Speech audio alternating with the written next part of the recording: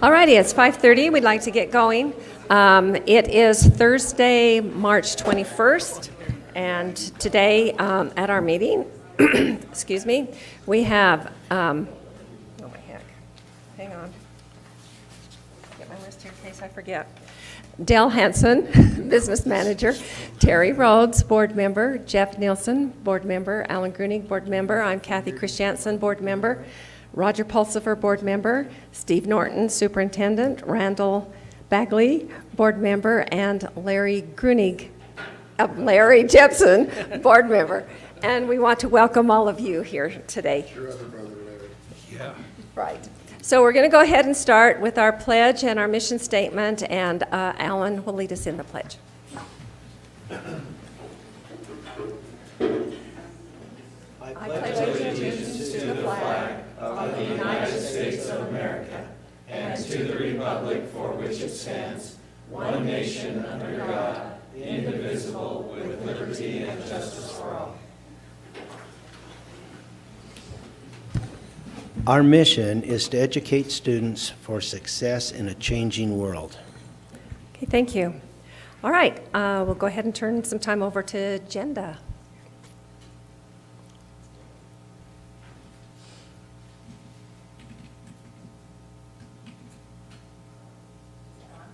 No? It will be. There we go.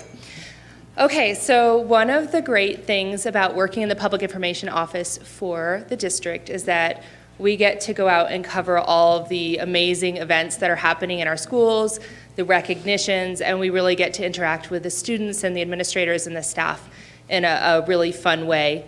And last year, as I went out and we were covering the Hope Squad at Skyview High School, I saw that they had made a video presentation, and I was so impressed with the creativity as well as the skill that these students had in creating the video, and we kind of took it back to the Public Information Office and talked about it and thought, wouldn't it be fun to do a video that was representative of the entire district and our 5 high schools instead of just having that one, and really pulling together our resources with the students, as well as we had Tiffany Torrey, who's here from Ridgeline High School, who's the videography teacher.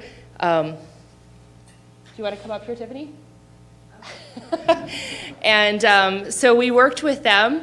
What we did is we had student exec leaders from each of the 4 high schools come and meet with us, and we talked about kind of what sort of a video we'd like to create. We decided we really wanted to do something that showed unity within the district as far as the Cache School District and all of the schools coming together and being supportive of each other, and really highlighted the great students and kids that we have in our schools. So they, the student execs, I don't know, are any of them here? I know we invited them to come. We have one videographer. Okay. Where's anybody who is involved is welcome to come up. We'd love to kind of get you some recognition as well. But we worked with the student execs from the 4 high schools as well as with Tiffany, and went and wrote our the script for the video, and then videographers from her school came, and maybe you can tell a little bit about that process, and they edited and worked on the video as well. So we brought all the equipment that we had, all the really nice cameras, the lenses that we had, and we were able to get, really good shots. We really tried to focus on the school and showing the students that, hey, we're at Skyview. Here's some blue lockers. We're at Green Canyon. You can see Green Canyon kind of in the background, some green. And we really tried to show that there was, a variety from all the schools. So, we went to Cache High and we met with a few students there. And, hopefully when they watch this video, they'll feel like every school is represented. And, if it's not their coaches represented, they can think, hey, my coaches still are going to be there for me, and my teachers are, and things like that. So, yeah, great. So we'll show you the video now. Is it going to come up on the small screens too here, you think? I do not know. Yes or no? If it's functioning correctly, it should. Life is hard. Sometimes you feel It is.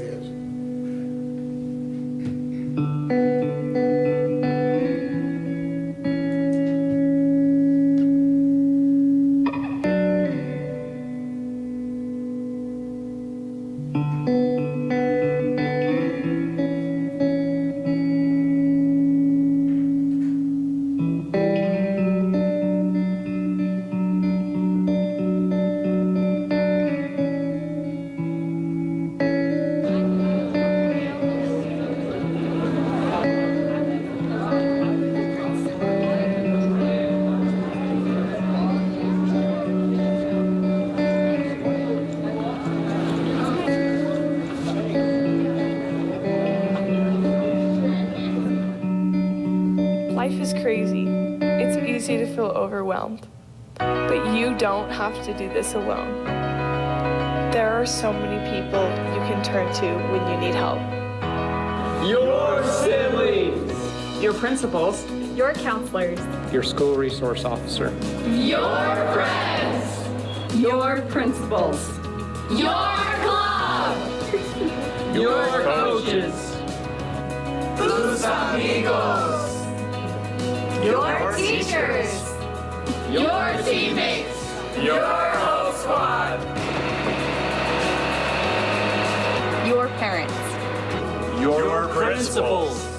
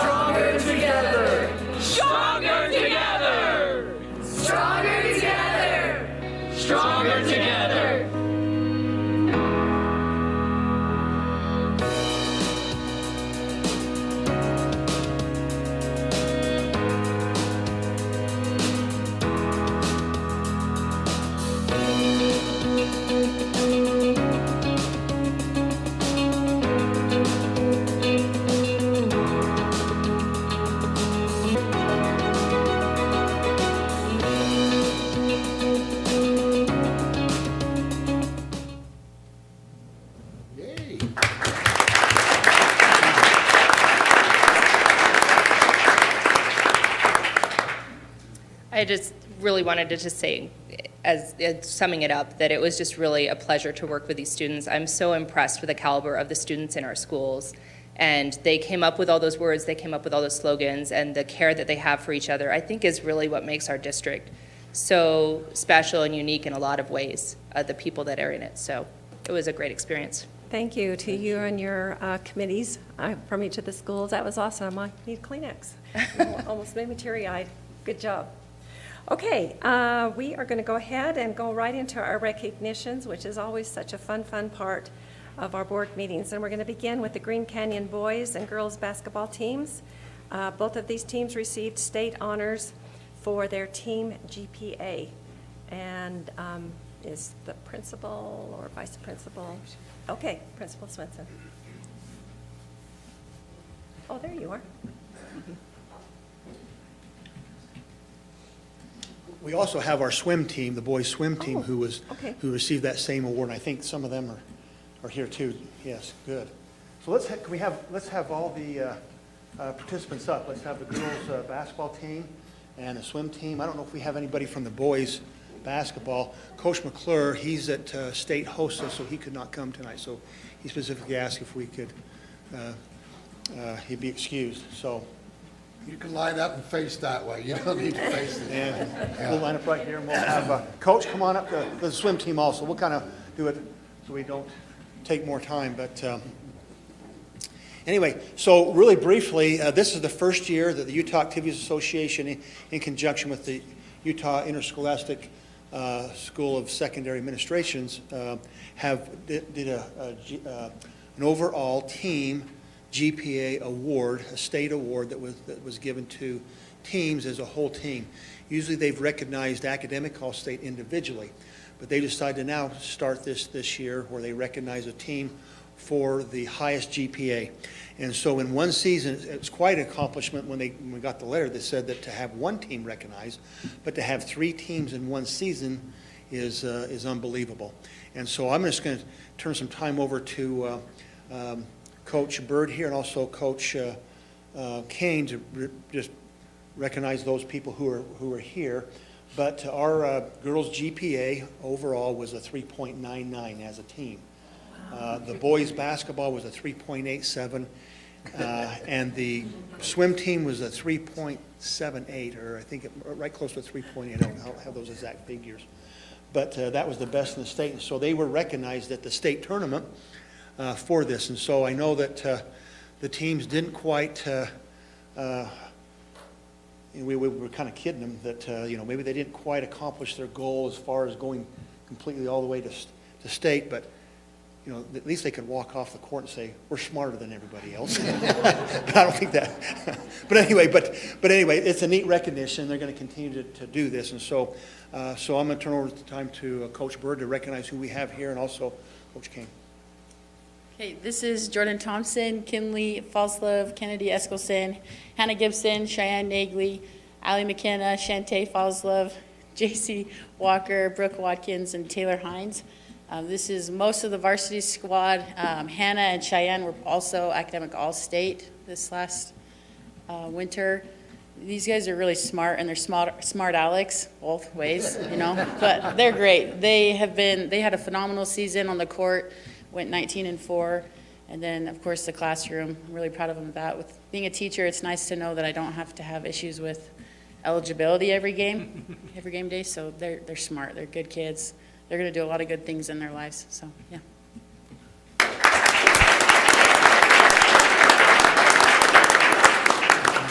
So here we have Mr. Austin Farnsworth, and he's the reason why we're here today. Okay, we only need one person to win the award.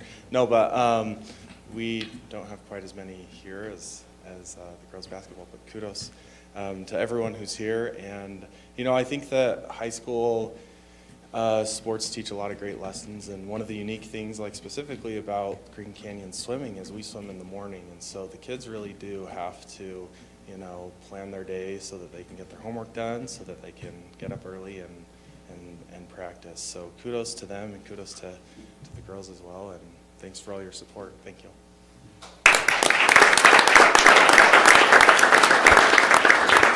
Okay, we'd like to get a picture. So Coaches, come back. You'll come back and kind of get into picture format. Some of you might have to come in front. They're tall enough, you're not going to be seen. This is the first time I haven't had to duck for a photograph.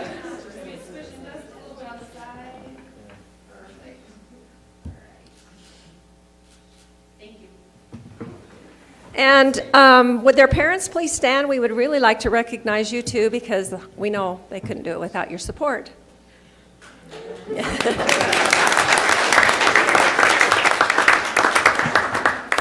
Okay, we're going to go ahead and move on to our Teacher of the Year awards, and we will begin with Green Canyon. Our teacher that we are recognizing is Alexis Bird. She's an English and student government teacher, and Principal Swenson will present the award. Come on back up, Coach. Kathy.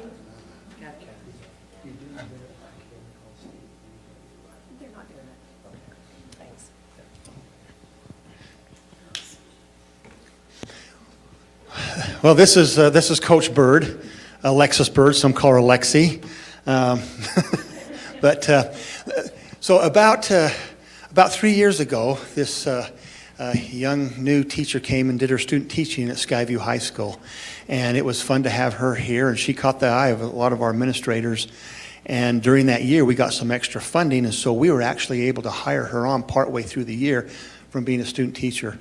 And from that time forward, she has just endeared herself to the Skyview faculty and now to the Green Canyon faculty.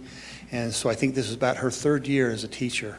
And to have her colleagues vote for her as a Teacher of the Year is quite remarkable, and the things that she's accomplished. She is so much fun and energetic. She came from Erda in Tooele County, and so she gets made fun of that of being from Erda, but she had the opportunity to go back to Tooele and then chose to stay here in the Cache Valley, and we're so lucky.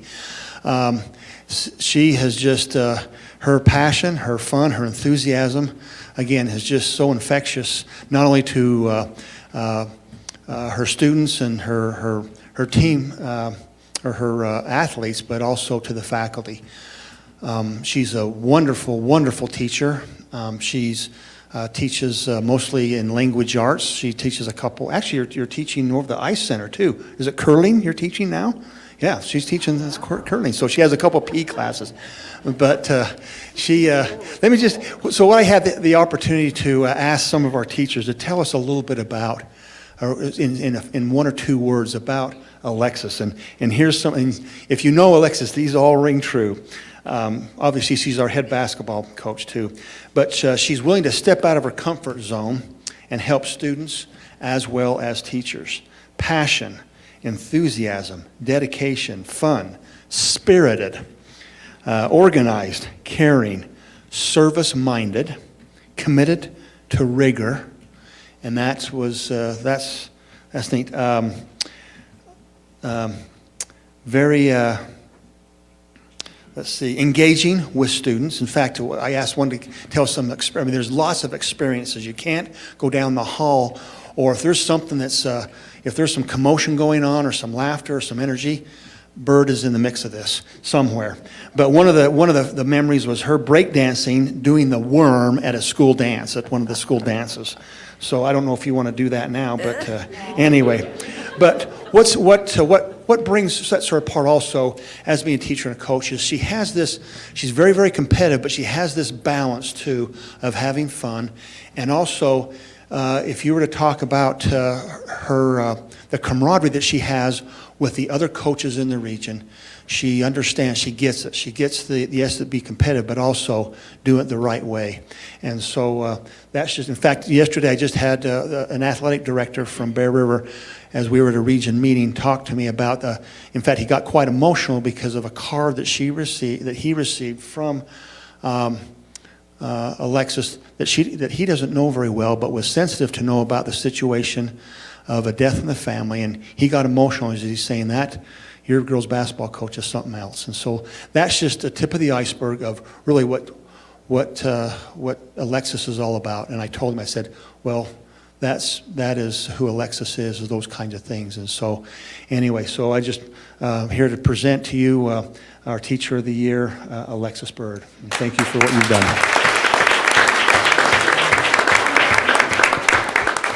What do I need this for? Because you're going to give a speech here. Oh, you didn't tell me there was a speech. I didn't really prepare a speech, but I love teaching. Teaching's been in my family for forever. My mom's a teacher. 2 of my siblings are teachers.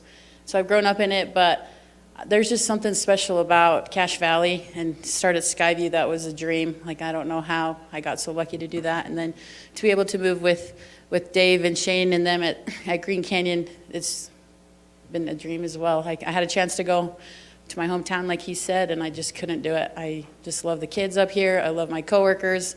We've got the best admin. And I would say you too, Kurt. That was hard to leave you. Please don't be offended. I loved you too, even though I pranked you all the time. But yeah, if I didn't love who I worked with, and including the kids and the other teachers, I probably would have left teaching a long time ago. But we have a great thing going in Cache Valley. So.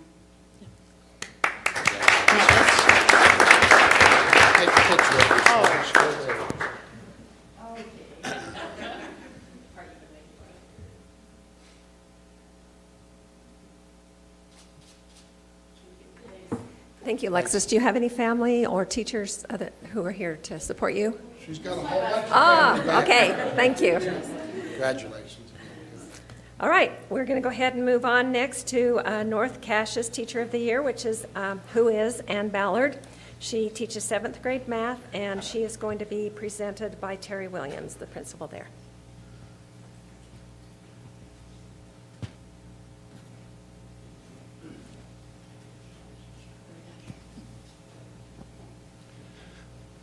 I'd like to present Mrs. Ann Ballard. She is a 7th grade math teacher at the middle school. That's no easy task. The 7th graders sometimes can be resistant to math. But I want to mention 3 things about Ann that makes her our Teacher of the Year. She was selected by students, parents, and her colleagues to represent the school this year, so congratulations, Ann. Number 1, I mentioned that she teaches kids to love math, and as I said, that's not easy, but she has fun, engaging lessons. I've got numerous comments from parents saying, my student likes math for the first time, or my student likes math for the second time, or they finally get it. That light bulb has come on for them, and so it's been a very good experience for them. Ann is a very hard worker. I take a little pride in being the first one to school every morning, but she beats me a lot of times. She beat me this morning. But she puts in a lot of time. Before school, she'll have study sessions. After school, she'll have study sessions, and North Cache is way out there. That requires parents to come and drop kids off or come and pick up kids. But many days, she'll also give up her lunch and have students in her classroom during lunch hour. She's very dedicated and committed to her students. Number 2, she cares for her students. I don't know of any teacher that knows the needs of each of individual students, and that's not just academic needs. She gets to know these students, cares for them, takes care of their needs, both academic and socially and emotionally. So that is a great characteristic for a teacher.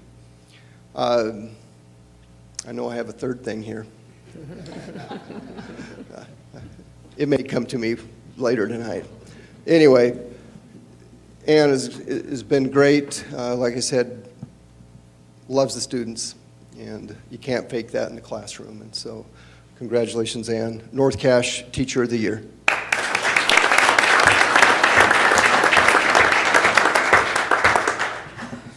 I wish I wasn't a crier, but I am. The teacher who was just here, she's right when she says there's something special about Cache County. But I was even more blessed, not only to work here, but to get to know Terry. I would give him Administrator of the Year in a second, and then to see how the superintendent comes around for the first 3 years that you're a teacher here, and he's not critical. He asks you what you want, what you need. And I was so impressed with that because he stayed in my classroom the whole time. He goes and talks to the kids, and I just thought, wow, this is a great place to bring kids and to get to know people, and it just felt like home. And one thing that really impressed me about coming to North Cache is I went over to the university because there was a couple of things that I needed for my classroom, and Terry pulled up in his truck and said, "How can I help you?" And it's been like that. So I don't feel like I deserve anything. I feel like everything that I've gotten from there has been such a blessing. So thank you.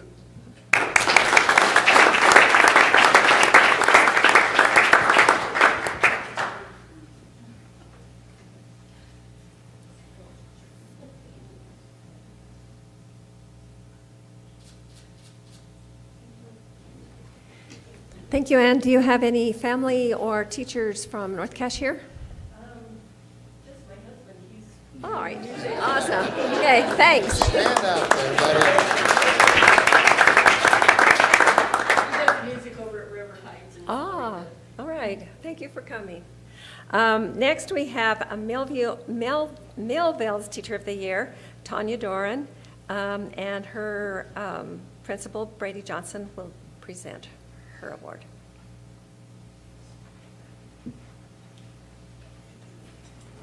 Thanks, sir. Congratulations. Get forward to the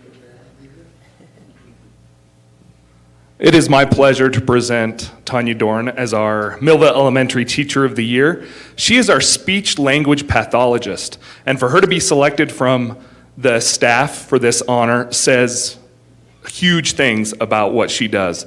I've been in schools where the speech language pathologist is very competent, but just kind of slides in and does their thing and slides out, and you don't see much of them. Tanya is a major part of our staff. Some of the things that the staff shared with me that she She just brings energy into every room she enters.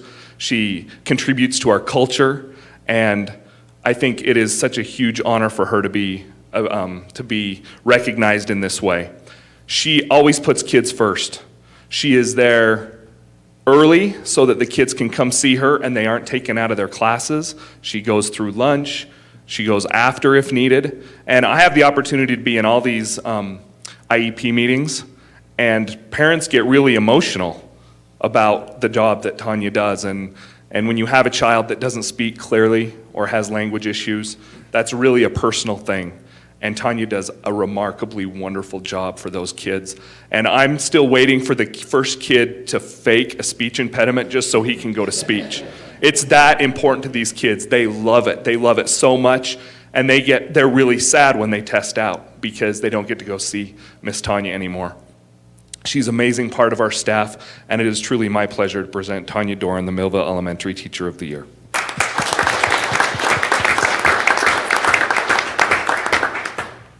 Wow, I just want to say I started back 23 years ago while I was in graduate school. My plan was just to work in the medical field. Started out in the schools and have never left. Loved it. Cache County is amazing. I can't believe how supportive it is. Millville, 16 years, love it. It's amazing school climate, and just such an incredible supportive staff. And it is amazing to be able to change kids' lives, and you know that you make a difference. And even those days where you are thinking, oh, it's the middle of winter and I can't believe I'm here, and you see all those kids smile at you and you hear them be able to communicate, is just an amazing opportunity. So thanks.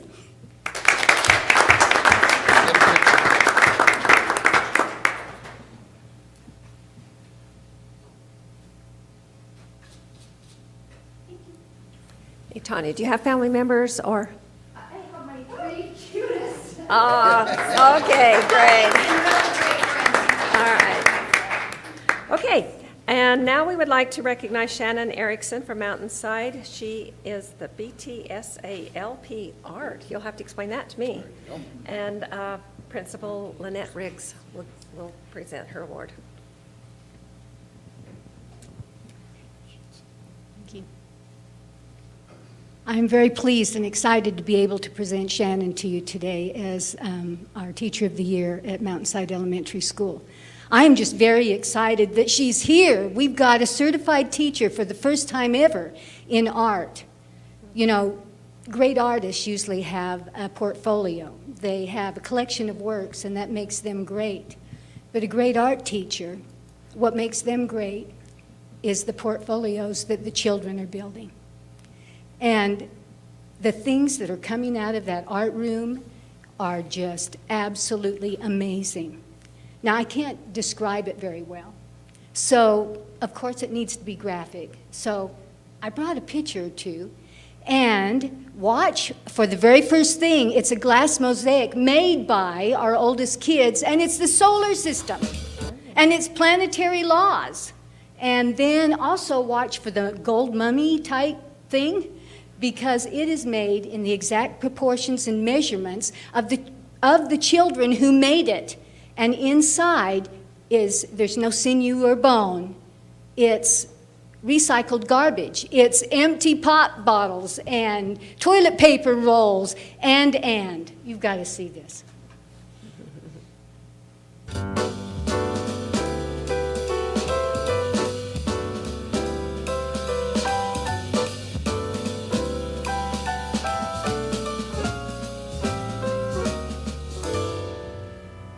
That end one, she's always stepping in and adding all this extra stuff that's way beyond her job description. Those were backdrops for plays and for musicals that she spearheads for fun, right? It's not just the art that makes us love Shannon. We love her because she brings us joy. She is one of the best examples of someone who impacts a school culture, in that she gives us joy. She sets the bar high in having gusto, having determination, always wanting to do better, always finding ways to make people happy through art, but also through just the joy of teamwork, collaboration, that sort of thing. Now, I wondered how in the world I was going to show you that. because you need to see our bit of joy as well. So she was trying to decide how to put together something that would help her kids clean up at the end of the day, that would give them joy, that would make them more obedient and on task and take care of business at the end. She came up with this idea. She pulled all of the staff into it. We all participated, and not only did the kids receive joy, but we received joy. So.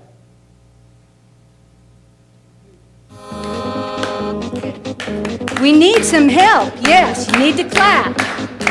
Everybody's got to clap. Come on, board. That's right. Everybody's got to clap. Everybody's got to clap. Hey! A-R-T! A-R-T! A-R-T! A-R-T! A-R-T! A-R-T! Wah! Oh, oh.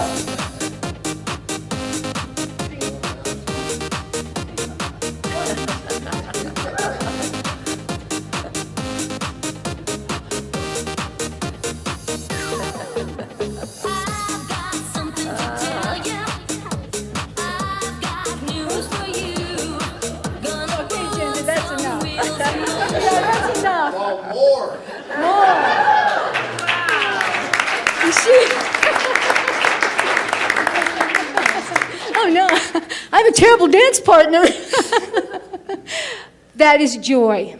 You know, what makes a school good, it's the people in it. And she makes not only the school good, but she makes all of us better. Thank you, Shannon. I love you.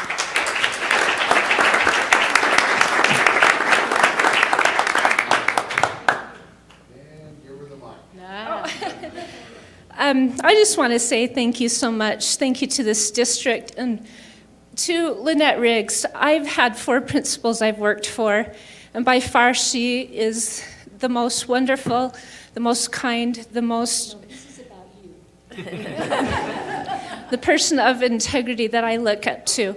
And it's that leadership that really sets the school climate and gives me wings to fly. So thank you very much. I'd also like to say thank you to my husband. Every weekend, he's either helping me build an art project, go shopping for art supplies, or just being patient as I complete yet another art idea so that I can carry it on to the students. He told me about 2 weeks ago that he considers me to be a very imbalanced person. But you do what it takes, and I think every teacher does the same. We spend, from the moment we get home till the moment we go back to school, on school and the weekends. But he has helped me build and supports me, and I just love him so much, and thank you very much.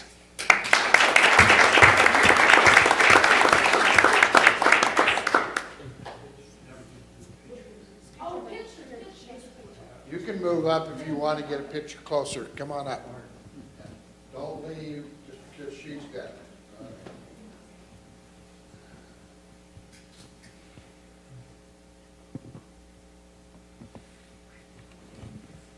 All right. And Shannon, this must be your husband taking the picture. Thank you.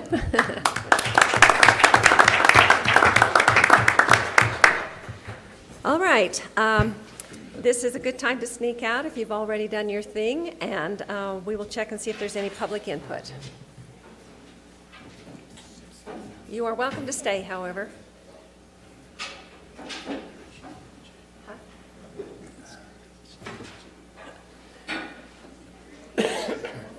All righty.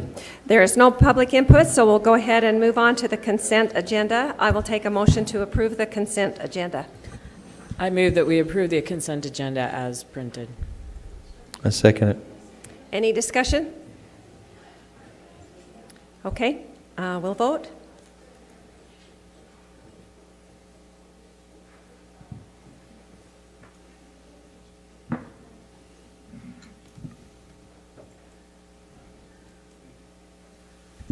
The votes are all in and unanimously in favor of the motion. Okay, great. Okay, we'll move on to the action agenda. Sunrise Elementary.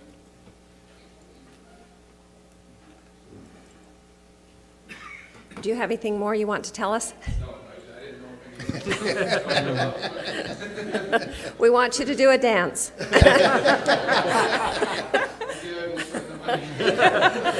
Okay, I'll take a motion to approve Sunrise Elementary's amendment to their trust land. I move that we approve Sunrise Elementary to the year 2019 School Land Trust Amendment.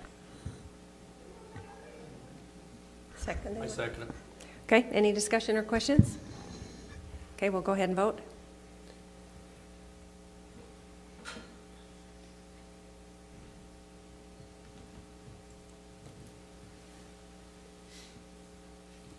Oops. Okay, all the votes are in and unanimously in favor of the motion. Okay. The next one is for Intech, an amendment to their school land trust plan. Anything more you want to add from last time? I didn't know I could just say nothing more. Oh. We do have an amendment to this year's plan and then next year's plan as well. Okay. I'll take a motion to approve the Intech school 2019, right, 2018? 2018-19 Oh, okay, that's what I'm amendment here. and 2019-20 plan. Thank you.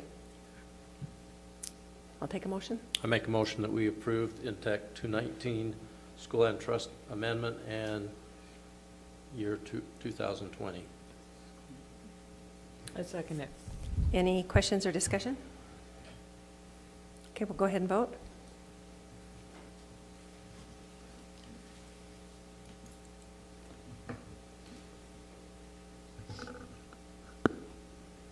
Okay, all of the votes are in and unanimously in favor of the motion. Okay. We'll go ahead and move to the Skyview High School 2019 School Land Trust Plan Amendment. They're awful laid back. You ought to call them up and ask them a few questions. Good grief. It's only All right, I'll take a motion to approve the Skyview High School Did you know we were 2019 Skyview School now? Land Trust Plan Amendment. I move that we approve the 2019 Skyview High School Land Trust Plan Amendment. I second. Any questions or discussion? Okay, we'll vote.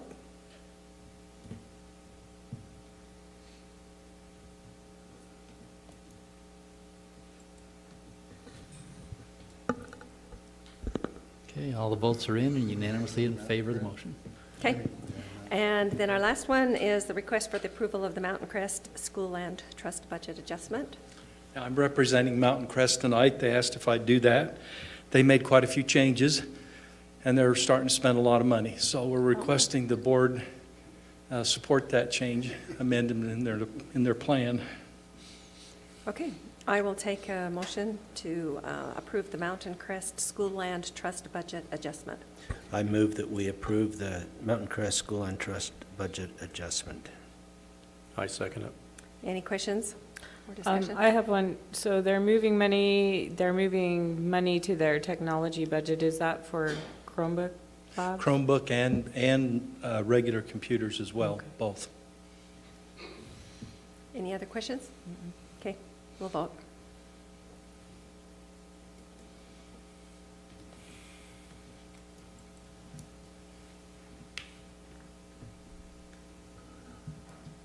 Mine didn't come out. How would you like to vote? How do you want to vote? He said yes. Okay.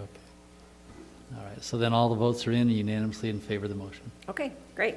All right, we will go ahead and turn the time now over to Rigo Shapiro and Lisa Shapiro. He's involved in a project that could be very advantageous for our district, and so he's going to tell us about it.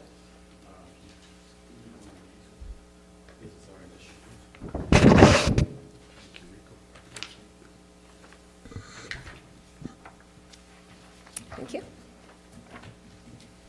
Thank you. Rigo, we need one more. Here, I got it. Got it.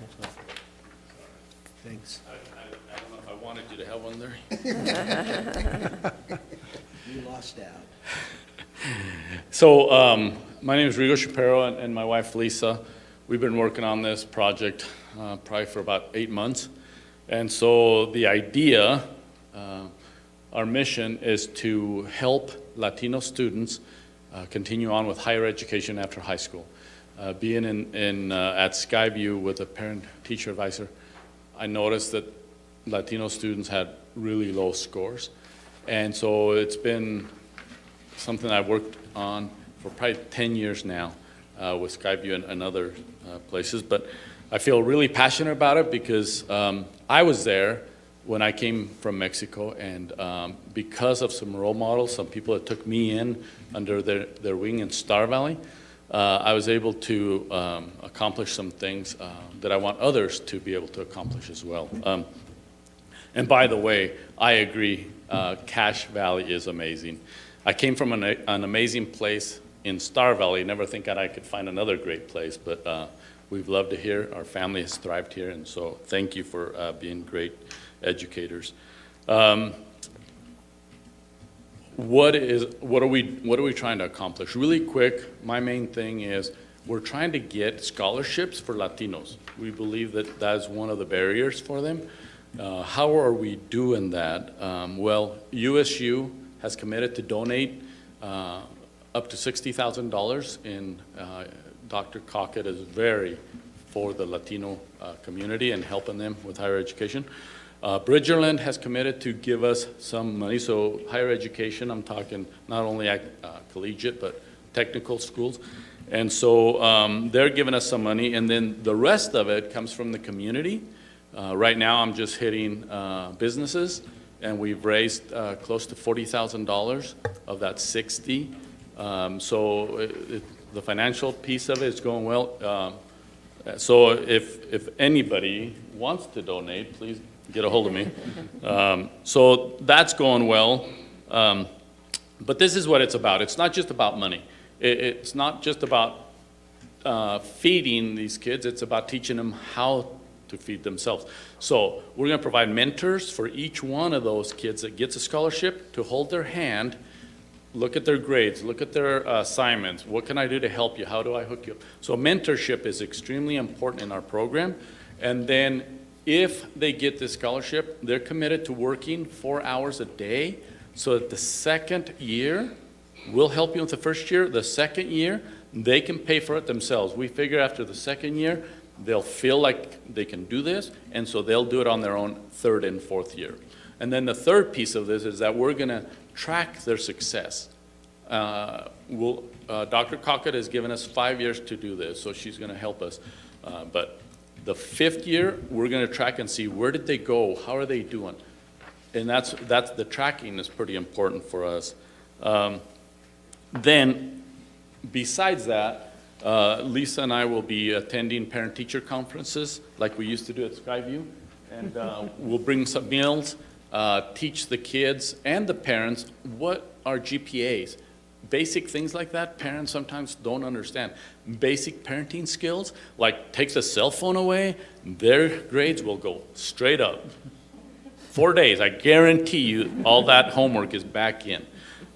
In fact, we had a young lady that says, you can't do that. And our parent says, yeah, I've tried. I said, who pays the phone bill?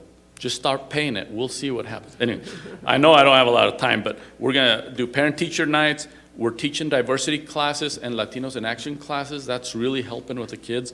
And then we're starting to meet with counselors because that's where the scholarships are going to be. But our biggest concern is that we won't have enough kids applying for these scholarships. Why are we doing this? We really feel strongly that we need Hispanic leadership in our communities. An example here, legislatures, mayors, there just isn't there. And why?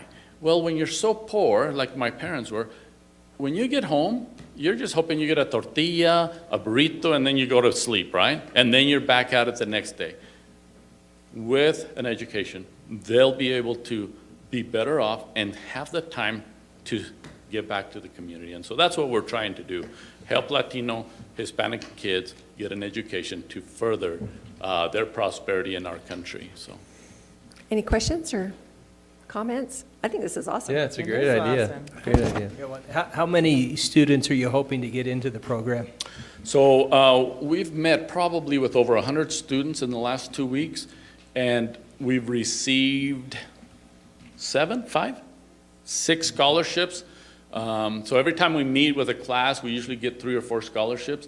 We have, if everything works well, we have the capacity of probably doing 30 scholarships this year.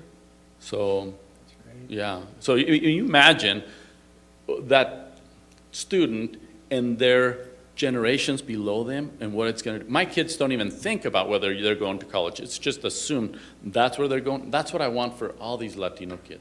Unfortunately, we can't get them all, but 30 at a time out of Cache Valley will be amazing. So anyway, thank you for your time. Right. Thank you, Rico.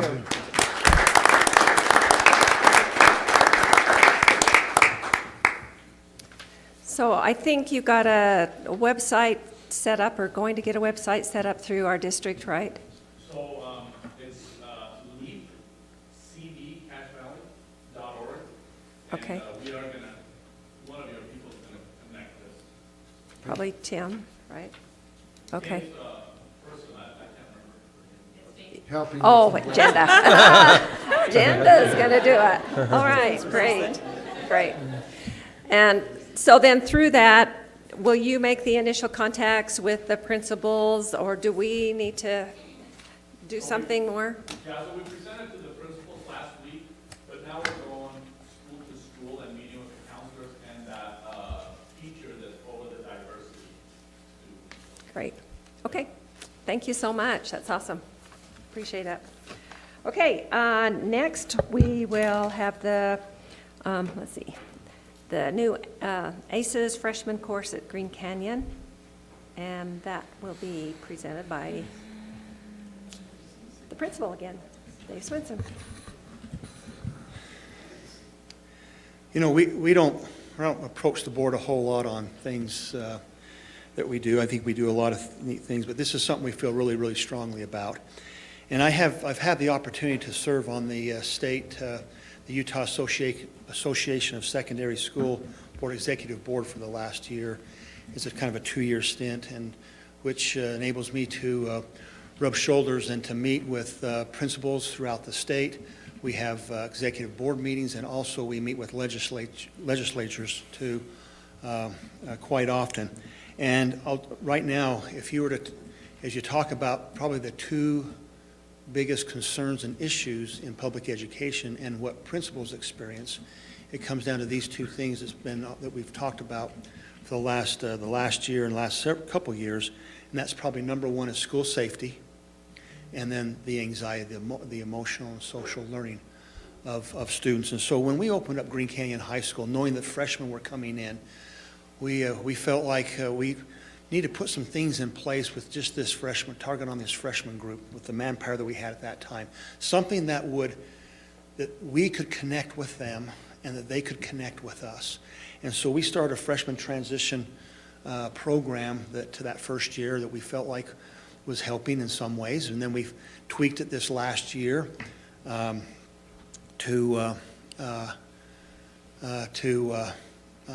maybe to add some students become more involved in this too, some upper class students, and each time we kind of making some adjustments here. And just kind of going back to this, the social emotional learning, right now we find that, you know, your GPA is going to get you to college, students to college. But it's the social, emotional, it's the grit, it's those kinds of things that's going to get you through college. And right now, the latest study we looked at was only about, this is nationwide, that only about 33% of students that enter college graduate, which is down from 10 years ago, almost 30 or 20%.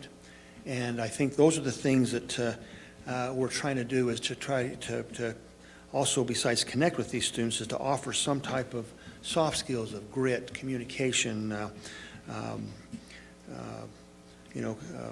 resiliency, and those kinds of things. So going into this, after having 2 years of experience, we'd like to present to you, I think that's something that we really feel will impact our freshman group and the students to set the tone for them for the next 4 years. And so I'm going to have Darren Perks present to you. He's kind of our freshman transition coordinator hopefully a proposal and to ask your support and maybe approval of this new program that we'd like to introduce. Okay, so you should all have the PDF papers for this. And what we're working on is to create a class. Current Issues is kind of a tentative schedule for the title of it right now, but that's what we're kind of looking at for the freshman class. And one of the reasons why is because we want to be more proactive than just trying to take care of problems when they happen. That was the big thing we talked about when we started with the freshman transition the very first year that Green Canyon opened, is we knew we wanted to do something with the freshmen. We didn't want to wait and see what kind of problems happened and then try to have programs to take care of those things. We wanted to do something to prepare them beforehand. So we wanted to equip the students with skills to deal with those situations, and that's part of what this class would do. Create a culture of support and compassion, and also to teach the students what we really mean by our mission statement of PAC, by having a purpose, good attitude, connections, and knowledge. Now, the little tiered thing that you see, this is brand new, goes along with Project Aware that is happening in our county right now. And this tier system is set up just like we have in the school already with the RTI system that we use for instruction. And you'll see when you look at that bottom tier, tier number 1, takes care of most of the students. We're looking anywhere between 80 and 90% of the students fall into that tier 1 category. And then we have that 10 to 15 in the tier 2 and around 5%, anywhere from 3 to 5% in the tier 1. Very similar to instruction, but now we're not only concerned about instruction, but we're concerned about that mental health, what Dave was talking about with that social and emotional learning. But a lot of the things in the mental health aspect of children, we don't see that. We don't get to, when they come, they don't have a nice little sign on them that says, hey, my parents are divorced and I've got problems and my dad hates my mom, all this kind of stuff. We don't see those things. But there are things that we can do to help prepare them for when they are in situations. And if you look at that tier 1 at the bottom, there is, it lists out the classroom management strategies, positive relationships with students, positive behavior support. Those are all things that we'll be targeting for all students. And while we're doing this in this class, we want to be able to identify those tier 2 and tier 3 and have a program in place with this Project Aware to be able to help them with the extra skills that they'll need as well. Our big thing is we want to change the attitude, this attitude of just judging kids when they don't do things, when they're sleeping in class, when they don't get their homework done, when they don't come to school. We don't want to have this mentality that we judge them and think that they're bad kids and they just can't do it and there's no help for them. We have to change that, not judge, but get curious. What is it that's keeping them from coming to school? What is it that's keeping them from falling asleep in class and not participating? So there are some factors that prevent students from learning and being engaged. And this is, as Dave mentioned before, this idea of ACEs, this is something that has been coming out more and more and talking about this. This was a study done by the Kaiser ACEs study in over 1995 to 1997 with 17,000 participants, where they took this survey, and well, I'll go back for 1 second. So 17,000 people where they did this survey to find out what are these traumatic experiences they're having in their life and how has that affected them over time. And in their results, 2/3 of the 17,000 people had at least one traumatic experience. And you can see the numbers there that it goes up to almost 12% had 4 or more. And these are traumatic experiences that affect them socially, emotionally, and even physically. So we're trying to look at those things, and the next slide shows you just a couple of the questions that are on the ACEs questionnaire that they used. We are not doing ACEs with the students. This is something that we realize that is out there that could be causing the trauma for the students. So we're trying to put things into place to help them if they do have experienced some of these things. So this isn't all the questions. There are 10 different questions. But the thing that we're concerned about is these are all the different things that it could include. Again, going back to the idea, we can't see these things on people. There are some ways we can identify some of the things that are happening, but these are the things we have to consider could be happening with students. So it breaks it down into 3 different categories of abuse, neglect, and household dysfunction. But it also has different ways of manifesting itself. And those are broken down into behaviors and physical and mental health. And these are some of the things that we can actually see happening. So kids that are, lack of activity, they're not participating in anything. This is getting into drugs and depression and different things like that. A big part of this is teaching. We'll prepare our teachers and teach them the 3 R's of trauma-informed, being able to realize that there are those issues that could be happening with students with trauma, recognizing what we can do, and a big part of that is having programs in place to take care of those situations, and then responding, knowing what to do to take care of that. It's sad to see that at the top of the facts about trauma, that 1 out of every 4 children attending school has been exposed to a traumatic event, that it can affect their learning and their behavior. But the good part is the part circled at the bottom, that I circled there, with children are resilient, and they are resilient, but they need a positive learning environment. That's so important. That's what we want to provide, is provide that environment before we start seeing all of these different problems and things, that we're there to kind of give them the soft skills and grit, that, as Dave talked about, that could help them take care of these situations. And a big part of that is understanding the power of having just one reliable adult. We obviously want more, but we want every single kid in our school to have at least one reliable adult that they can turn to for help. And in thinking about this is a quote we took from a book that we're reading called "Defining Moments Shape Our Lives, but we don't have to wait for them to happen. We can be the authors of them." And that goes along with what we're talking about, trying to be proactive with this. So this is what we want to do. We want to require a current issues class for all freshmen first trimester. So it would all have to take this first trimester. Well, we're handpicking teachers who will be part of the development of the curriculum. They will become these students' mentors, and we'll also be using upperclassmen in the school who will be upperclassmen mentors who will work in the classes. So they will actually help teach the classes, they will help work with the students. So not only will the students have a teacher mentor, but they will also have some upperclassmen mentors that will work with them. We're working to provide a viable curriculum and a safe teaching environment. The thing that we're looking for now that the state is going to require half a credit of social studies credit is that this class, we're hoping that this class could count for that social studies credit for the people who need that.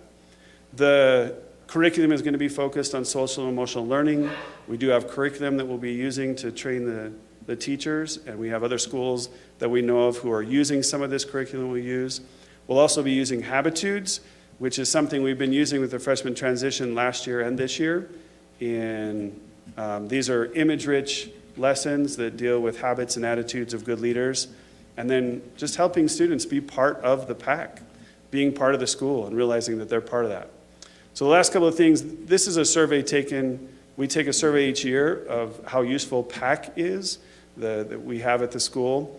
And these numbers, just so you can see with the numbers, the 83% there, it says 47 out of 262. It's 43% have an adult connection, 83% have an adult connection. That number 47, that's how many students said that they do not have an adult connection. And when we did it this year, that percentage is incorrect from the person who put this on here. I didn't change it because I had already sent it to you, and I know we can't change it once we send it. That's actually 67%. But this number, 109 students of our freshmen this year said that they do not have adult connection. And we had a lot more student involvement this year with our freshman transition class. And we had the teachers kind of take a back seat and kind of help students with their grades and look with them. And we think we had kind of a little unexpected consequence by that, is that those students don't have a connection like we wanted to with the teachers. But two, we do have a little bit harder freshman class this year. They're a little bit different than last year. And we have, if you look at the sophomores who went through it last year, they're up to 90%. And whether that's a direct reflection of the freshman transition or not, we're going to say it is, because we really like the program. So our big thing is we want all students to have an adult mentor and other students they can trust. That's what we're shooting for. There is a little video thing. We don't have to watch that right this second. You want me to watch it? It's 2.5 minutes. Yeah, let's watch it. Okay?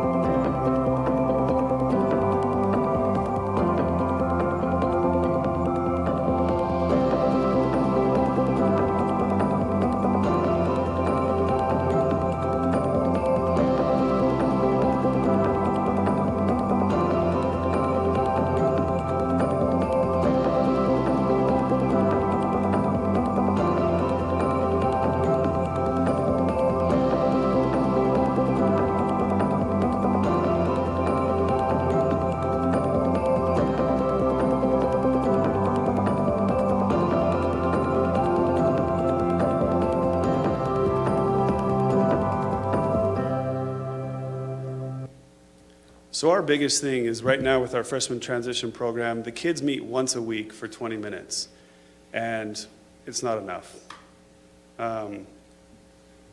There are so many things we want to help these kids with, and we really think that if we start with them the freshman year, we could give them so much to prepare them for not only the 4 years in high school, but we honestly believe this will help them through the rest of their life. Any questions? I have a couple of comments and then some questions. I've been working with the ACES Collaborative for 2 years from the very beginning, so I am totally behind this program.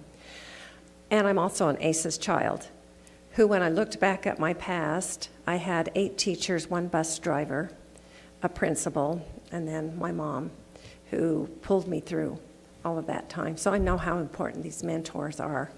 But my question is, we can't really say this can count as a social studies class, can we? So how do we? And that's the issue you face with. And all I tell you is we need to work for ways to make this happen, because I love the concept. Mm-hmm. I've expressed this concept to the governor. You can never hire enough counselors, so we've got to get people who are already in the school to take that role and help. So it goes right along with it, but it's how to work it into a schedule, because, and we'll just have to look for positive ways to make it happen, but we don't have the power to say that it meets the issue of social studies credit. So. Can I give you some more information on that? So that additional social studies option credit, and so, I mean, we still have the U.S. history of the government, the world geography, and everything else. And I think it was 2 years ago that they added that additional one back. It used to be there quite a few years ago as counts, but they added it back 2 years ago. And the one thing they did say is it is up to the local educational association. The reason we use the current issues is because that is a state-approved social studies option class. Yeah, you could. So a lot of the aspects that we're going to be teaching in this, and we actually have an older version of this class coming out next year too, that's an elective. And we were looking at that, and it's a positive psychology class and a philosophy of happiness type thing. That's going to go, we've got 2 to 3 sections of that already. So the kids a lot of kids, they see the importance of it. But that again, would count as a social studies elective credit. So part of it is when you talk about leadership styles, when you talk about social studies options, current issues, mental health, that's the argument. And if there's some components that we need to put into place to make that social studies option credit, there will be some career guidance, there will be some stuff that comes from the counselor specifically. We'd like to know that when we build a curriculum, because we would like, when parents come in a little reluctant about this, and we've had a couple already, and they've done a great job talking to them, they're like, oh, we're sold, but there's still that component when we sit down and do a schedule with someone, and we say, look, we want this, timing's a big issue, it's got to be first term next year, it's got to be an impression, we've got to make a connection early on. If we could say, look, this will count as one of your required courses for graduation, that you can get out of your way, and then, later on you'll have another opening section for CT, whatever it may be, but. So you spent. It's a lot of the concepts and some of the lessons, these are psychology stuff that I taught for you, and Psych 1010 was a social studies option credit, so The issue gets into, if you're going to require everybody to take it, then it's different than an optional social study. So I don't want to go into all the reasons why I don't think we can do it. I just like to sit down and work through the ways that we can make it happen. And so I don't know how much time you spent talking with Mike. I don't know if he's been brought into this dialogue, but when you're talking about adding a class that's going to be mandatory for everybody, that's a discussion that's broader than just one high school saying, I want to have a class. Now, we have models in our district of time that's set aside during the school day. So I don't think it's impossible to make it happen, but you kind of just need to know that I think there's some areas that we're going to have to go to the state to work with, and if we can get the approval, like I said, I think it's a wonderful idea, but I just don't know all the ramifications of the things that we're going to have to make happen. And not that we're asking, could it count for that credit? Not that it has to be the class for that credit. If a kid moved in as a junior, obviously, and has not had this course, we're not going to make a junior go back and take this class. So it's not so much this class is absolutely required, but we're going to we want every kid to take it, and if they take that, would you guys accept that as a social studies option? Does that change that a little bit though? You know what I mean? 'Cause we're not- yeah. Well, if every kid comes into school in the 9th grade, and we're saying that's a mandatory class, that's a pretty high value we're placing on that. That's all I'm saying, is we gotta figure out how to make it work. Can we do that? Can we do this as a pilot program with Green Canyon to see how we can make it work? I just don't know. I think there's a possibility that we might have control of enough things to get a class like this in our system, but I don't know if we have the power to make it count for everything that they want it to count for. Well, because as the governing LEA, we can determine what that last half credit of social studies is for those students. And if we can't get them all, it's not going to be as effective if we can't get all the students in it.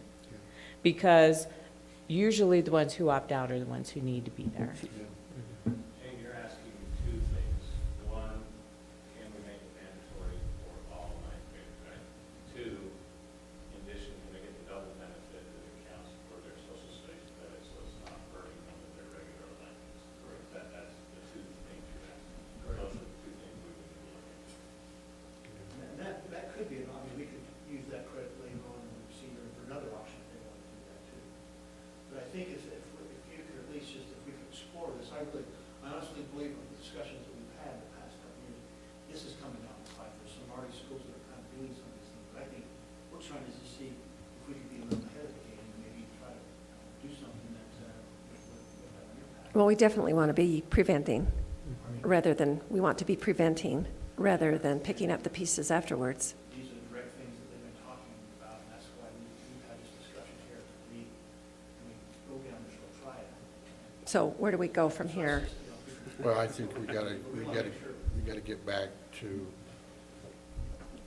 well, Mike, meet with Mike and see. yeah, Mike needs to be in on the discussion, Tim needs to be on the discussion, state needs to be in on the discussion. I mean, it's just a matter of trying to see if we can make it work. There is a model we already have in our school district that does work this way.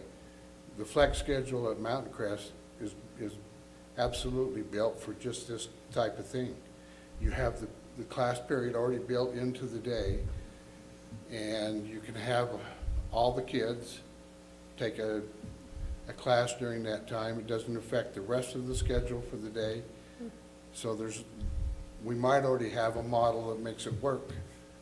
But Our one only thing with the flex program, I know the only difference is for them, that's where they're going to get help and stuff too for the other classes. So if this is required for the freshmen, then that takes away from them being able to go to those other classes. But we can look at other things, and I'm happy to check with the schools who are doing this, because I know that there are, I know of 3 personally who do have this required class for all of their freshmen in the first trimester. So I can check with them and find out what they're doing state-wise and stuff for that, for sure. see how what they're giving credit. Yeah, we're happy to do that too. So is everybody on board just to look into this? It's a great. Absolutely. Yeah, it sounds great, really. Okay. And see where we go with it, but it can't be a done deal today.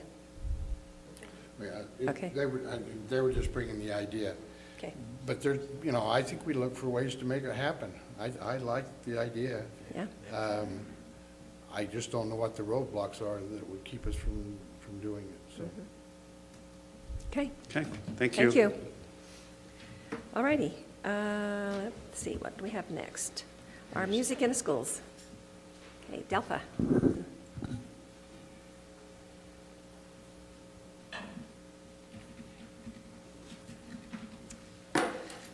First of all, thank you for this opportunity. It's a little dangerous. It's like asking me to tell you about my grandchildren, because I feel that way about the art and music in our schools. March is National Music in Our Schools Month. It is also Youth Art Month. So we have 2 important areas that we focus on during this month. First of all, I'd like to thank the school board, Superintendent Norton, the administrators at the district level and each of the administrators at our schools, because you all give such great support to our art, music, and theater and dance teachers. We have a wonderful arts environment in our district that many others in other districts are jealous of because we have such support here. So thank you for that. The Music in Our Schools Month began back in 1973. It was a single day, and it was only done in New York. That's where it began. And in 1975 and 1976, the National Music Organization picked that up and did one each year, an individual day. By 1977, it was a week of music in our schools, celebration and paying attention to that. And by 1984, it had become a full month and has continued that way to this point. So it's been a little over 30 years that this has been a full month event. And the National Association for Music Education sends out to all of the teachers who are part of that national organization free lesson plans, ideas for how to advocate for music in their schools and their programs, and they encourage having the students get involved. For our district this year, we sent out information about an iPod drive that we're doing in connection with the state. I don't know that we're going to get a whole lot because I don't know how many iPods are still sitting out there that people have that are still working that they can give. But the idea is to gather those to be given to the Jewish Family Center. They have a music program that helps elderly people with dementia and Alzheimer's. So for our district, we're kind of doing this little service project in honor of Music in Our Schools Month to help out with that. The stated purpose of Music in Our Schools Month is to raise awareness of the importance of music education for all children and to remind citizens that school is where all children should have access to music. And we really appreciate that our district provides that for our students. Youth Art Month began back in 1961. It's been around a long, long time. It began as Children's Art Month and then later was changed to Youth Art Month so it could take in the secondary students as well. But it's been there for a long time. They do a nationwide component that includes the School Flags Across America Flying High contest. And it just so happens that the winners for our state at the elementary level, the first and second place, both came from Sunrise Elementary. And I brought their pictures, not the official, just a copy of the picture. So you could see, this one was by Mason, I have to look at his name, sorry, Mason Fonua, who was the first place winner. And this one is Sarah Humphreys, who was the second place winner for the elementary level in our state, which is pretty awesome. So I wanted to share just a couple of things with you about what we have going on in our district that is so amazing for art and music, and for theater also and dance. So we have art and music teachers in all 17 of our elementary schools. The children go for 40 minutes once a week in most of the schools to art and 40 minutes to music. So they get both in their academic week. And we have 34 amazing teachers at the elementary level. You met one of them tonight. Shannon Erickson is one of our teachers who comes under the Beverly Taylor Sorensen Arts Learning Program. This program requires that the teachers be either certified, licensed teachers with endorsement in their art area K-12 or K-6, or they have to be actively working toward that license and endorsement. If they aren't there when they're hired, they have 3 years to get there. And we have a few teachers who are working diligently to get that licensing. All of our music BTS specialists, we have 6 of those, and they are all fully qualified with K-12 for 5 of them, and one of them has the K-6. So they are amazing teachers, and the paraprofessionals are not a whit behind those certified teachers. They are giving the same kind of quality education to our children for art and music. We also have the Mountain West String Academy program that provides an orchestra opportunity for children first and second year in fourth and fifth grade, and they can also begin that program in sixth grade if they missed it. And we have a district-wide program called the Junior Chamber Orchestra that is for sixth grade students who are in their third year of orchestra. We also have in place a beginning orchestra class in seventh grade in case children, for whatever reason, aren't able to participate at the elementary level. We wanted them to have a way that they could enter that when they hit middle school, where it's part of the school day and not an extra thing in the morning or afternoon. So we have a great opportunity there. We have band, orchestra, and choir in our middle schools and high schools, and these programs are wonderful, and they do amazing things for the students and build opportunities for them not only to develop talents, but to develop leadership and to develop camaraderie and how to work with other people and solve problems together and those kinds of things. And I had a couple of things that I wanted to share specifically in relationship to that. I got a call today from Kathy Jensen, who is the specialist over fine arts for the State Board of Education. She called me from Brigham City, and she said, "Hey, are you free this afternoon? I'm on my way up there because I have an award I want to give to one of your teachers, and I'd like you to go with me." And I said, "Sure." No, I'm not going to go. But it was so great. We went together to Green Canyon, and we grabbed Dave from the office, and we went to Randall Beach. Sorry, I'm going to get a little emotional. And presented him the Beverly Taylor Sorensen Legacy Award for his service to the district. And I want to share a couple of things that have happened recently that helped to qualify him for that award. I don't know if you're aware, but there was a competition for the marching bands, and his band has won every competition in their division. And it was a little bit shocking when they got to the final of the state competition that the Green Canyon Band was not in the final competition. There were a lot of shocked people. And Randall decided this was not going to be a negative experience for his kids. And he called them together and he told them he wanted it to turn into a positive thing. And he gave the student leadership, the drum majors, the responsibility of figuring out a way to make it good. And then he let them decide what to do. He didn't tell them what to do. He simply said, "We have a choice and how we're going to deal with this. And I want it to be a positive one." And the kids rose to the occasion, and they decided they were going to go form a welcoming tunnel sort of thing. And they stood there, and every group that went out to perform in the finals, they cheered on as they went out onto the field. And as they were doing that, little by little, other students came and joined them. It was contagious that they, in spite of their disappointment, were cheering these others on. And the end result of that was that when it was their turn to perform in the exhibition for the winners of the different divisions, while they were tallying up the scores for the finals, they got a standing ovation from every person in that stadium. Those students were so impressed with their good attitude and their willingness to support somebody else. And I think that when a teacher can help kids to understand that we don't always get what we want, we don't always win, but we can choose to make it good, that's really, really important. And so it was really exciting to be able to go out and give that award, and he was so humble and so shocked.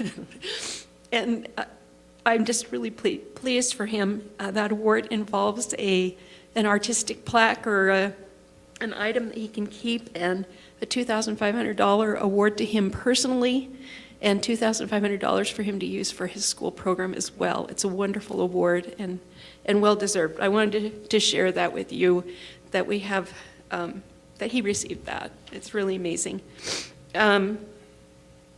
We also have a wonderful, Jenda is marvelous in the Public Information Office, and she's done a wonderful job this month and always with supporting the arts. She watches for events and things that are going on and spotlights those on our website and on the Facebook page. And when I send her information about something amazing that's happened, she always follows through and makes sure that that word gets out there to our parents and to the people who follow our district. So we have so many great things going on. And at the end of every trimester, there are so many concerts and performances. I simply can't get to all of them. I wish I could clone myself and be there. But we will be listing, Jenda's going to list some of the upcoming performances. We have a district arts calendar that lists all the performances, and we just have a lot of good things happening. I wanted to finish off by making sure that you know and inviting you to our Cache County School District Celebration of the Arts for this year, and I've got, make sure I'm not passing my notes to you. This event will be on the 12th of April. It's Friday evening. It will be at Ridgeline High School, and it's an open house type event that will go from 5 to 9 p.m. And it includes, we'll have art on display from all of our elementary schools, and we've invited all of the secondary schools to also provide art for that evening. So that's on display. It will be in the commons area and throughout the school. Excuse me. We also have performances from different musical groups. The improv troops from Mount Crest and Ridgeline will be performing improv through the evening, which is absolutely hilarious, and these kids are amazing, so I encourage you to go catch that. And we will have a block of elementary performances in the auditorium from 6 to 6:50, and that's being coordinated by some of our awesome elementary teachers, and it will be a big group thing with as many kids from all the elementaries as want to participate at the beginning and at the end, and then individual school performances in between. And then there will be secondary school performances in the auditorium and in the choir room and out in the commons area. So it's going to be a wonderful evening of art and music, and we encourage you to come. And thank you again for your support of the arts in our district. Thank you, Delpha. Great leader.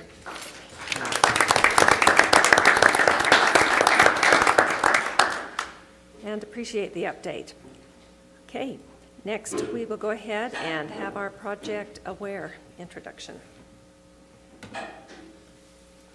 Good evening, everyone. Hi. I'd like to thank Green Canyon for that nice introduction that they gave to us earlier. Good job. So this is our Project Aware team right up here. We've been in implementation for about 2 months actively, and as we've been involved in mental health at our schools, we've had a large influx of interest. So the floodgates are open, and we've been working really hard to accommodate all of that.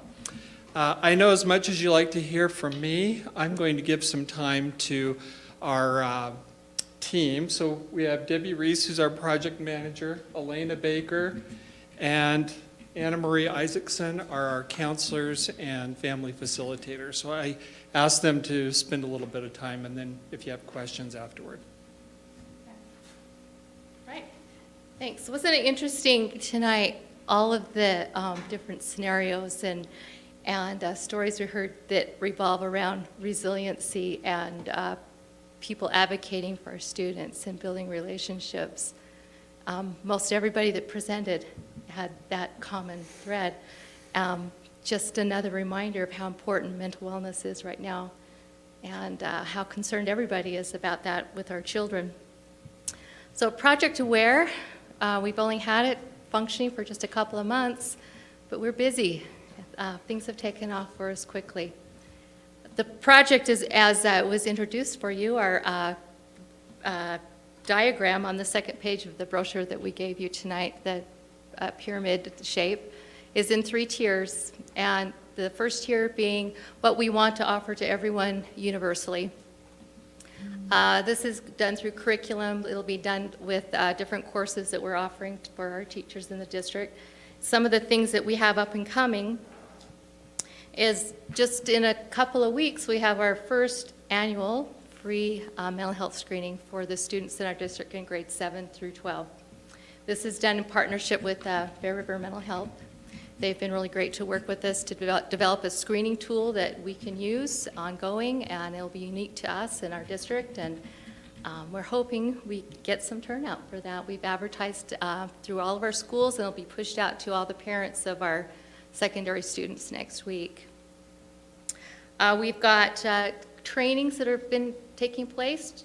Just this week, we had 2 mental health first aid courses that were completed. We opened up the first section, and it filled in 1 day. So we asked the Family Place, they're the ones that taught it, were the presenters, to open up a second one, and it filled in 1 day. So this week we've had 2 complete sessions of mental health first aid, which is important. It's a good tool. It's just like taking Stop the Bleed or CPR training. We need to know how to deal with mental health. We have mindfulness courses that are going on right now. Our elementary counselors are taking a mindfulness class. We're hoping to be able to help them to take those strategies and practices back to the classroom. We're also looking at some mindful curriculum, one called Mind Up that we like for elementary age children, and another one called Learning to Breathe. They'll be better for secondary.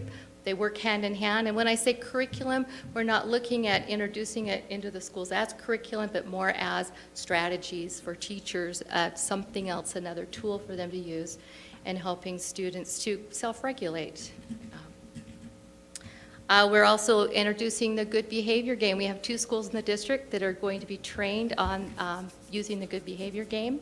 Got to think which schools it is. Lincoln and Millville, thank you, are going to be using that this coming year. That's research proven to help kids regulate social interactions and kind of bring down some behavior concerns in classrooms. We're also preparing some trauma-informed classroom teaching sections that we're going to offer to teachers. Hopefully, the first ones will be this summer. Trauma is a big deal, and as they also mentioned, mentoring is a big deal. We know that you can reverse the effects of trauma, number one, through building supportive relationships. Something we're really excited about doing is working on implementing volunteer greeters in some of our schools. It was first brought to us by a resiliency team in the Valley. They were hoping to use a grant to get it going. The grant didn't happen, but Project Aware is going to take it on anyway, and we'll have hopefully some senior volunteers working as greeters in some of our schools. We've got partnerships with Utah State. We just met with them today, possibly bringing some interns into our school from the Child Psychology Department, partnering with the Family Place, Bear River Mental Health, CAPSA. Like Kurt said, once word got out that we're out here, we're working on mental wellness, everyone wants to be part of the action, and we're glad to have their support. The other 2 gals are going to talk to you about Tier 2. We have Tier 2 as our counselors, and they're the ones that are in our secondary schools, helping our school counselors, meeting with children individually or in groups or with parents. We've set up a situation over in the Legacy building where they can actually counsel over there as well. And then again, the Tier 3 is helping families get into community resources. So acting as a community advocate, helping them to navigate insurances and the wait time into getting to see professional help. One thing I wanted to mention is a couple pages in, there's a graph that we got from Dr. Stolworthy, who's an ER doctor at IHC. And this is quite shocking. The number of emergency visits in our hospital here in Logan, and the number of children who they are seeing with suicidal ideation or thoughts. Look at how that has increased over the years. It's quite shocking to see the number of children ages 12 and under that we are seeing, and again, those that are ages 13 to 19. So there's a lot of children out there struggling, and whatever we can do as Project Aware and through our schools to help reverse some of the effects of trauma, we're happy to be able to work with them. Ladies? So my name is Elena Baker, and I get to have the opportunity to be a counselor family facilitator for Project Aware in Cache County School District. Being mindful of your time today, I know that Debbie gave you a lot of great information but I would like to share with you some information about a family that I get to work with. This family and the story that I am about to share with you, I think, demonstrates a very powerful need for mental health services in our school district, not only through Project Aware, but all mental health initiatives that are evidence-based and are culturally appropriate for our students in Cache County School District. So for confidentiality, I will call my student Jane. I had the opportunity to meet with Jane and her family at probably one of the most difficult times of their life. During second trimester, there were, I believe, 12 different Safe Utah tips for her with suicidal ideation by separate students. Multiple students at that school had approached the counselors. The counselors had tried to intervene with the family, tried their best with the student, but like most of our students in the school district who have severe mental health concerns, they'd hit a wall. There's only so much that the school can do, right? So at that point, even though the school had the best intentions, the counselors had the best intentions, parent phone calls started to go unanswered. Students started not coming to school. That student lost any connection that she had with that school. And unfortunately, I was called in to meet with her after she had been admitted through Logan Regional Hospital for suicidal ideation. And I would like to point out she was actually seen by that hospital and assessed the day before as well and released home. So she's had a lot of contact by a lot of different people in our school district and our community, and still began hitting that barrier. After meeting with the family, we were able to not only hear from the family perspective what was important to them, being a Hispanic and Latino family in our community, the barriers that they had to care, but also creating and cultivating a relationship with that family and the school again, because that was something that they didn't have. That student told me she didn't have an adult at school that she could go to if she was concerned. She didn't feel comfortable going to a school counselor. She didn't know her administrators. All she had were her friends. And so while we were able to network with the family and with the institution in Salt Lake where she was hospitalized for 12 days, we were able to create a safety plan for that student coming home so that the schools and the school counselors and the administrators could be prepared for her. And so that she could feel comfortable and confident coming back, learning to be empowered and advocate for herself and for her family to be empowered and advocate for themselves. I would like to tell you that the story went wonderfully from there, but it didn't. The week after she came back, we went through 3 different therapists, and she told me she didn't like any of them. Now, most of the time, it would be that wall, and we would give up. But Project Aware, the connections that she'd made at school and her family, and the resilience that she had started empowering herself to have, we continued going.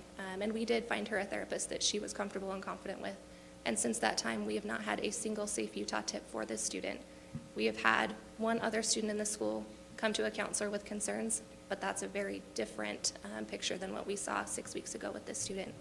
And so while mental health might be something that's difficult to get into schools, I'm very blessed that I have the opportunity to work with Cache County School District and with these families to empower them with themselves and the strengths that they already have, but working as not only Cache County School District, but Cache Valley as a community and all of the wonderful resources that we have to work together to support these students and their families. Thank you. Thank you.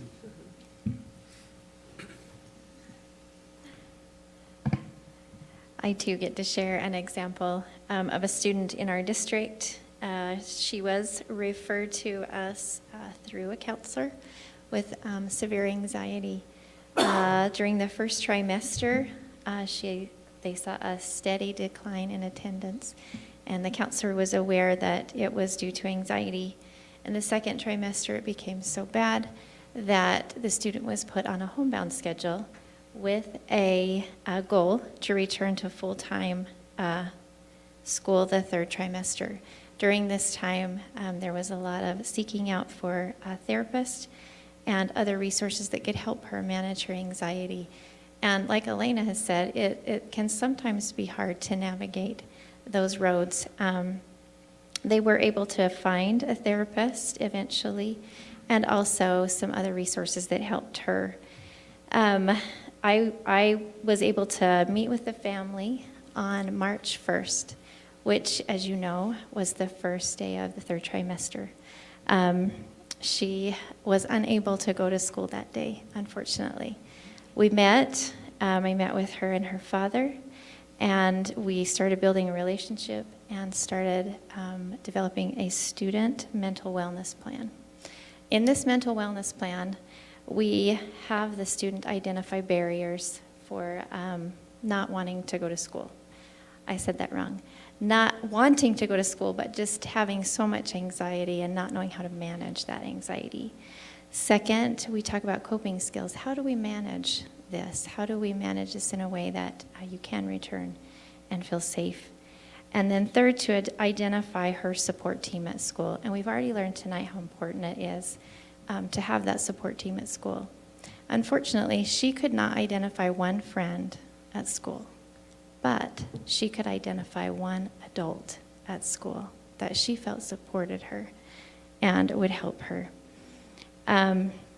Eventually, she did say that she had a sister there, and a sister had friends that could possibly support her. With that plan in place, we set an appointment with a counselor to meet that following Monday. We also set a plan in place to attend school on Monday. Monday morning, I received a phone call. A very hysterical young woman. I can't do this. Having a panic attack. We spent several minutes, long minutes, discussing that, working through that, reminding that this is part of the process. We're working through things. She was unable to attend school that day, but she came back with her father to meet with a counselor. We sat down, we discussed the student mental wellness plan, and the counselor was awesome, supported her plan, gave insight, gave some additional resources, and the student felt like she could meet her goal to go back to school. The next day, she started attending school. That was 11 days ago. She has attended 10 days in a row. Every day, either myself or a counselor meets her at the front door. She's not always on time.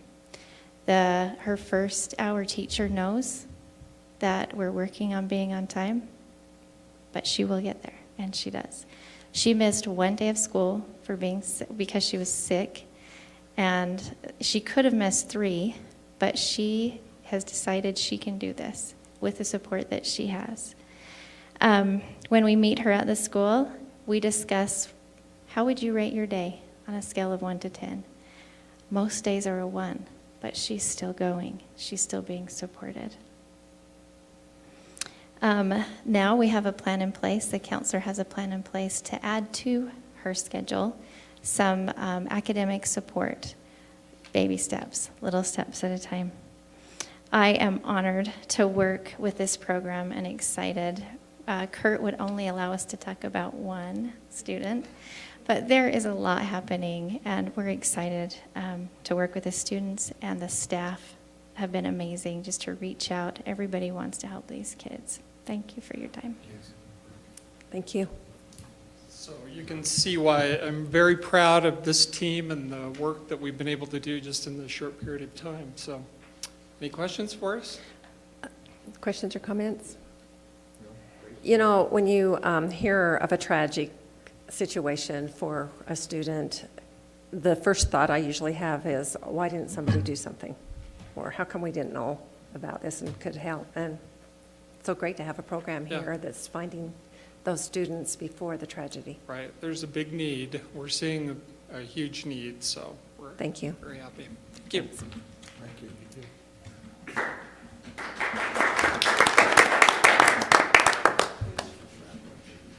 Okay.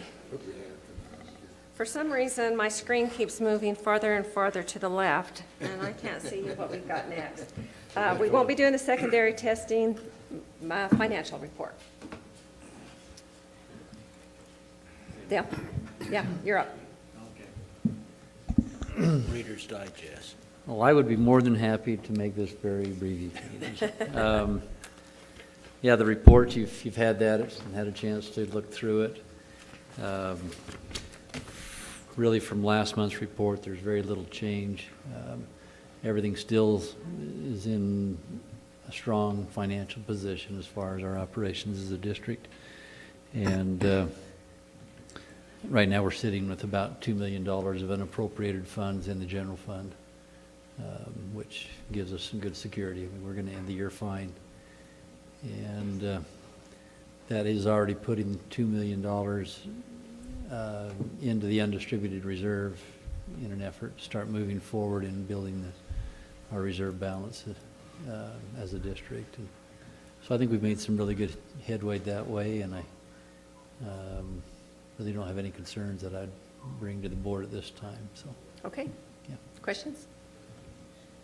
All righty. As far as the president's report, if I can find it on my thing here, there's just 2 documents on there, and one of them is the assignments for, we're on the, sorry, committee Board reports. committee. Board committee, thank you. Jeff, do you want to just do a quick follow-up on Parent University? Any thoughts you have? Well, I thought Kurt had a great presentation. It was awesome.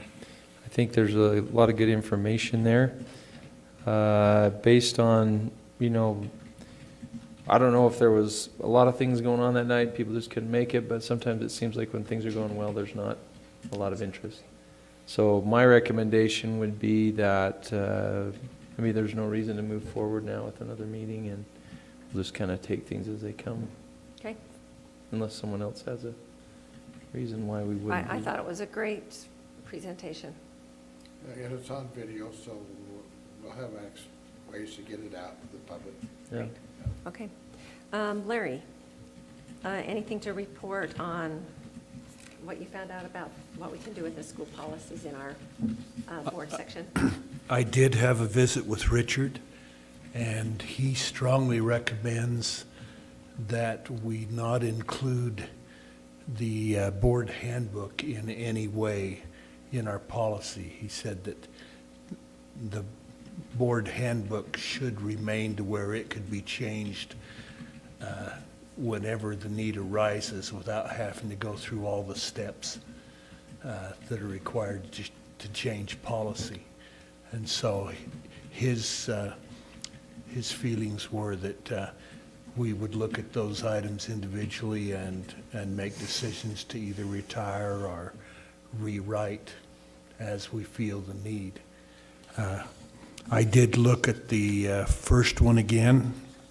You'd mentioned trying to do one a month, and the get it out here. The, the one that's 2000 policy. This is the very first policy under the 2000 section, advisory committees. It states the board welcomes constructive criticism of the schools through whatever medium when it is motivated by a sincere desire to improve the quality of the educational program. And as I read that, I don't see any personal value in having that in our standards. So that would be my proposal tonight, as far as that we look at retiring this one next month. Okay. And take it down. I did look at some other things, and one of the ones I looked at also in the 2000 was the superintendent's job description, which is written from 1996.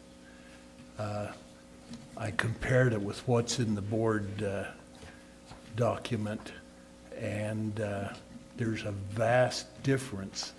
But as I read through what's in our board handbook, I'm not sure that's a complete description that should be what's listed. So I think I want to take a more serious look at what's already here and see if we need to adjust what's here. Okay. So then next month, we would just vote to retire this one. the first one. Maybe look at the one about the superintendent. And there's a new code, isn't there, Terry, on the board superintendent? Yes, all education code was recodified last year. Okay, So I've they given all have those new numbers. Oh, sorry. I've given all those new codes to Carolyn, and she's going to redo the handbook for us. And then maybe we could compare the handbook to Compare. what's in there. So you figure out what we're going to do on that. Okay. Okay. Let's, I'll look at those, and there are a couple more that I think probably we definitely retire, and then there's some rewrites that need to be done too. Okay. Does anybody have any comments? Okay. As far as the board president report goes, there's a list there of the assignments for the school land trust plans. If you get to your school community councils where they are working on them, please remind them that they need to put the expenditures also up in the action steps. It's redundant, but they need to do that or they'll have to redo it. And then there is a copy of the rubric that we used last year, but it needs to be updated because the dates are wrong on it and Mike said he would do this. It's number 6, where it says the funding estimates, estimated 2006 to 17, and then shows total funds available for 2017 to 18. He's going to update that and send each one of us a copy so we can use that as we read our assigned plans. Does that sound okay with everybody? Okay. And Kathy, I'll be doing Lincoln this year Oh. instead of Roger. We rotated that. Okay. All right, so we'll make that change then. Okay. And then superintendent. The biggest things that we're concentrating on right now are the framework for the teacher and student success funds. We'll be putting together something that we'll bring and let you have input on. You've got various opinions. You got one opinion last night that probably is how a board member who's been a board member for a long time would like to see that money framework operate. I think you're going to have some new players, and that's schools and principals who might want not quite so much control from the board. So we've got to work through that. But I definitely know that if you have the right framework, it will probably work just as seamlessly as trust funds, but you need to understand that this is more money than trust lands already to begin with. So, and the other thing we're working on is 2 new principals, one at Ridgeline, one at North Cache. Mike is kind of spearheading those. If anyone would like to sit in on the initial interviews for either one of those positions, just contact him. I think they're doing them Monday and Tuesday. They will narrow those down, and then we'll make a final decision on those 2 positions. When you say they, Superintendent, Mike and who else is involved in the interview? On the interviewing, Uh-huh. I don't know who he's got on the team. Oh, okay. So, but if you like to be on it, then just contact Mike and he'll put you on, and you're welcome to be there. Okay. Gary, you've started your process on replacing Summit because we moved him to Greenville, so. Job's posted. How long have you got it open for? It'll go through spring break. Okay. And then the other is the fees. Every time we get a sheet, there seems to be more interpretation of that law as to what we all have to do. So it's a big task, and I think you went to the one meeting, didn't you? Mike's done some really nice preliminary work on it. But fortunately, it's got some years built in. It's time frame. I think we're going to need all that time because it's a monumental shakeup of how activities have been treated, and I don't know where it's going to end up 2 or 3 years down the road, but I would assume that maybe we'll have less big events like trips to New York and Yeah. California, and I think, Although you're gonna have a lot of parents that. yeah, I'm aware. That's honestly, I think, gonna be the hardest part of this whole thing. Yeah. Delivering So, that message. Anyway, that's a monumental task right now too, and so, Can you use any of the new money from the teacher student? you know, to that, help with the we've fees? talked about that, and there doesn't seem to be anything that would indicate that you couldn't do that.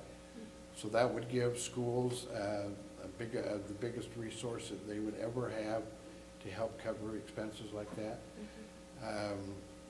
You know, Jordan, you heard Jordan was gonna use those for teacher coaches. That's a wonderful place as we go down that road. We've got preschools that we've started that we don't know for sure if the state's gonna continue to fund them. So there's lots of areas that we could work in conjunction with with schools, elementary schools and high schools. But it's just a process to work through. My only input at this point, as far as that money goes, is whatever plan the schools have to make it simple, Yeah. not time-consuming. Dale's sitting over there and he's wondering how he's gonna track all these Oh, yeah, what a nightmare. expenditures, and he's got his own worries. But he'll figure it out, and we'll figure this out too. Maybe we have to use some of that money to hire an assistant. Another one? I guess we Well, can't do Dale that, runs an though. awful lean office, there's no question, and it's not that we haven't told him that he could have additional people. I just don't know if he knows how to divvy up his workload and have the trust and confidence, but that might be somewhere where, well, we wouldn't use that money, we would use just regular district money. One thing, remember the party next time, and we're going to have a real short agenda so that we won't be going real late, and I will call Marilyn and see if she would like some help with. Because you're talking to the wrong department. Yeah, Alan doesn't know anything about it, so I'll get with her, and then I'll get messages out to you. Okay? Anybody have anything else? Thank you for our district people who stayed to the bitter end. We appreciate that. And- Jinda, that was very well done, your video. Oh, that was awesome. That was a great video. This meeting is adjourned. It's better the second time around? Yeah.